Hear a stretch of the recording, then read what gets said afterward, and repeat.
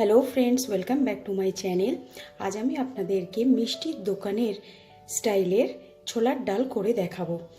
আমরা কলকাতায় যারা থাকি তারা প্রত্যেকেই জানি মিষ্টির দোকানের ছোলার ডাল খুব সুন্দর খেতে, এবং ওই ছোলার ডাল আমরা আলু দিয়ে খেয়ে থাকি, যেটা আমরা কচুরি, লুচি, পরোটা সব কিছুর সাথে খেতে পারি। তাহলে চলুন দেখে নিয়ে এই ছোলার ডালটা কিভাবে বানাতে হয়। আমি একটা প্যান খুব ভালো করে গরম করে নিয়েছি। এবার এতে আমি 2 টিস্পুন মতো সর্ষের তেল ভালো করে গরম করে নেব। তেলটা গরম হয়ে গেছে। এবার আমি এতে 2টো তেজপাতা, 2টো শুকনো লঙ্কা আর একটু 5 ফোড়ন দেব। এটাকে আমি 30 সেকেন্ডের মতো একটু নাড়াচাড়া করে নেব। 5 ফোড়নটা থেকে খুব সুন্দর একটা গন্ধ বেরিয়ে গেছে। এবার আমি ডুমো ডুমো করে আলু কেটে রেখেছি, এই আলুগুলোকে দিয়ে দেবো।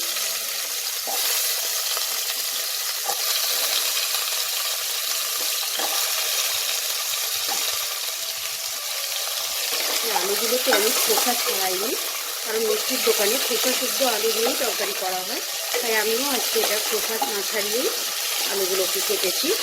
এই আলুগুলোকে আমি ভালো করে একটু হালকা ব্রাউন করে একটু ভেজে নেব। এতে আমি অল্প নুন দেবো আর একটু হলুদ গুঁড়ো দেবো।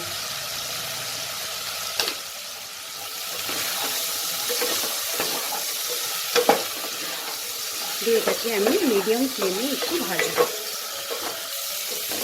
আলুটাকে আমি 2-3 মিনিট একটু ভেজে নিয়েছি।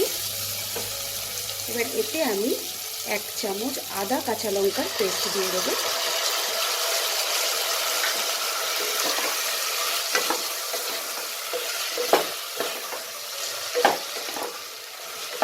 দিয়ে আবার এটাকে একটু মিশিয়ে নেব। এবার এতে আমি একটু কাশ্মীরি লঙ্কা গুঁড়ো আর 1 চামচ জিরে গুঁড়ো অ্যাড করব। করে আমি আবার এটাকে ভালো করে একটু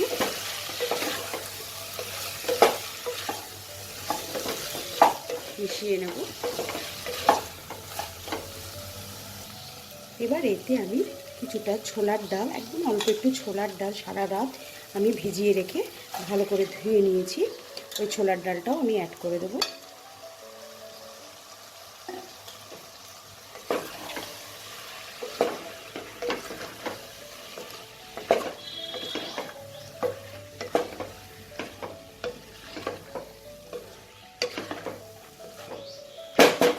এটাকে আমি আরও 2-3 মিনিট ভালো করে নাড়াচাড়া করে নেব। 2-3 মিনিট আমার নাড়াচাড়া করে নেওয়া হয়ে গেছে। এবার আমি এতে একটু বেশি পরিমাণে জল অ্যাড করে দেবো, কারণ আমরা দেখেছি যারাই আমরা মিষ্টির দোকানের কচুরির তরকারি টেস্ট করেছি তারাই আমরা জানি, কারণ ওটা একটু মাখা মাখা আর স্টার্চি ব্যাপারটা থাকে, ওই জন্য আমাকে জলটা বেশি অ্যাড করতে হবে। কারণ এই তরকারিটা যত ফুটবে তত আলুর থেকে স্টার্চটা রিলিজ হবে আর আমাদের তরকারিটা মাখো মাখো হবে। এবার এটা আমি ঢেকে দেবো। ঢেকে আমি 5 মিনিট এটাকে কুক করব। 15 মিনিট এটাকে আমি ঢেকে ফুটিয়ে নেওয়ার পর দেখুন আমার আলু আর ডাল সম্পূর্ণটা পুরোপুরি ভালোভাবে সেদ্ধ হয়ে গেছে। এবার আমি এই স্প্যাচুলার পেছন দিয়ে একটু চাপ দিয়ে কিছু ডাল আর আলু একটু ভেঙে দেব, তাতে আমার তরকারিটা আরও সুন্দর খেতেও লাগবে আর টেক্সচারটাও খুব সুন্দর হবে। এবার আমি এতে পরিমাণ মতো একটু চিনি দেব। মিষ্টির দোকানের তরকারি একটু মিষ্টি মিষ্টি হয়, ও মিষ্টি মিষ্টিটাই খেতে ভালো লাগে, তো চিনিটা দিয়ে নিয়েছি। আর ওপর থেকে আমি একটা ভাজা মশলা দিয়ে দেবো। এই ভাজা মশলাটার মধ্যে রয়েছে ধনে, জিরে আর শুকনো লঙ্কা, যেটা আমি শুকনো খোলায় ভেজে ওটাকে গুঁড়ো করে নিয়েছি। এবার এটা আরও 2-3 মিনিট ফুটিয়ে নেওয়ার পর আমি নামিয়ে নেব। এটা আমার একদম তৈরি হয়ে গেছে। এবার এটাকে আমি সার্ভ করে নেব। ছোলার ডালটাকে আমি রাধাবল্লভীর সাথে সার্ভ করে নিয়েছি।